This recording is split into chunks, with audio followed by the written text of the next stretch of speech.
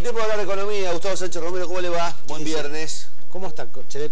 ¿Se puede enganchar algo de la economía con esto? Sí, mire, yo me sobreviene ahora pensando que me dice, hablemos de esto, me dice usted, me acordaba de una frase de Hegel, el filósofo alemán, sí, William Friedrich Hegel, que decía, a las grandes revoluciones le anteceden revoluciones calladas que suceden en el espíritu de los hombres. Y es el desconocimiento de esas revoluciones lo que nos hace sorprender ante los resultados. Lo que yo me pregunto, y la verdad lo vengo viendo por cuando esta profesión te permite conversar con mucha gente en muchos lugares, porque uno tiene la posibilidad de moverse, es que se está dando un cambio de espíritu de época. Me pregunto si se está dando un cambio de espíritu de época, si esta bronca, este malestar, refleja ese cambio o simplemente está reflejando el malestar por algunos indicadores económicos y sociales. Bueno, la Argentina es un país propenso digamos, a las variaciones anímicas a partir de cómo funciona la economía. Somos tan desequilibrados anímicamente como lo suele ser la economía.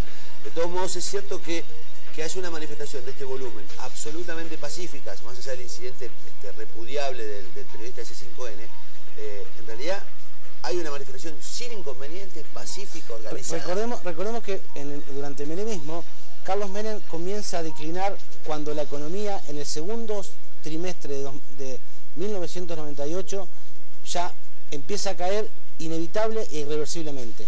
En ese momento Menem ya había perdido la posibilidad de la reelección. Lo que vino después fue consecuencia de los avatares políticos y demás. Sí, sí.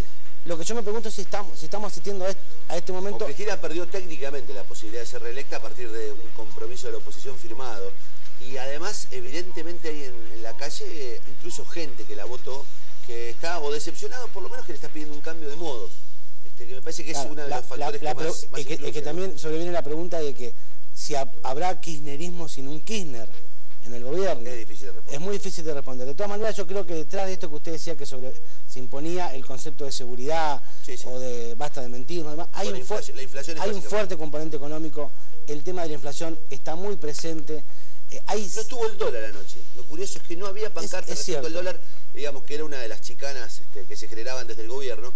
Va a ser una manifestación de los pudientes que quieren comprar dólares. Y no estaba el dólar. También pudo haber sido parte de la estrategia comunicacional, porque... ¿Pero es posible organizar estrategia comunicacional de eso? Y yo no digo que estuvo armado, ni muchísimo menos. Digo que sí hubo una convocatoria y que eso era irritable y daba letra al gobierno. Me parece que lo del dólar no le afecta a todas las personas, mucho menos de la clase media para abajo. Entonces, parece que fue muy inteligente sacar ese tema de cualquier consigna de queja.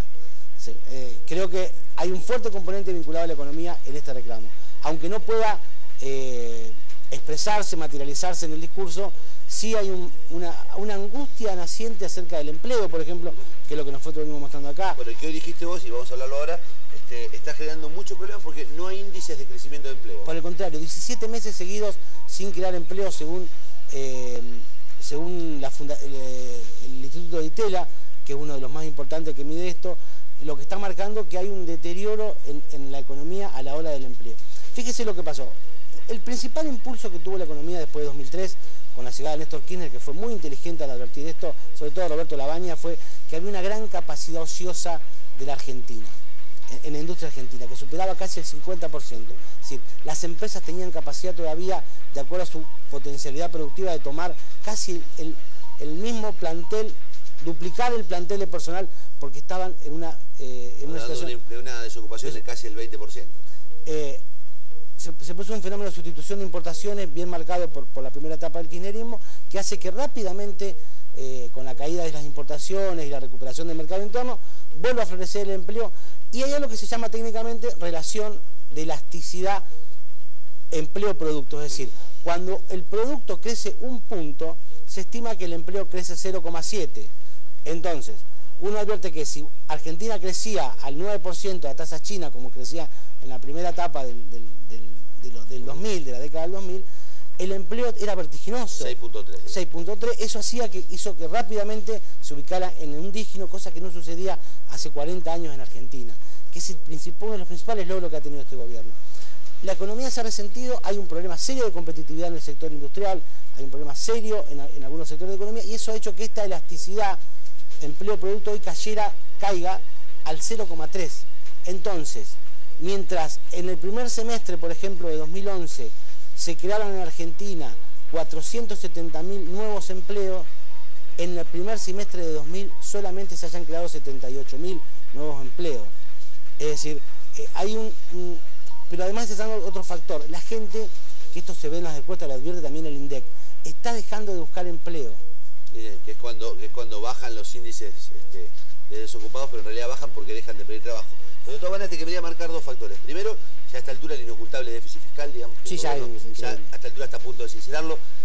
El tema de que están empezando a reconocer el impacto inflacionario, pero el otro tema es que se ve como un tema positivo, y digo, es un aspecto negativo. No bajaron los indicadores de los planes sociales, de las asignaciones universales. ¿Por qué digo que es una mala noticia? Porque en realidad, si hay más asignaciones universales o se mantiene el número, es que no se generaron empleos. Y es que nadie abandonó a la asignación, subsidio del Estado, por el trabajo. Yo le di el dato de los 13 millones de cheques.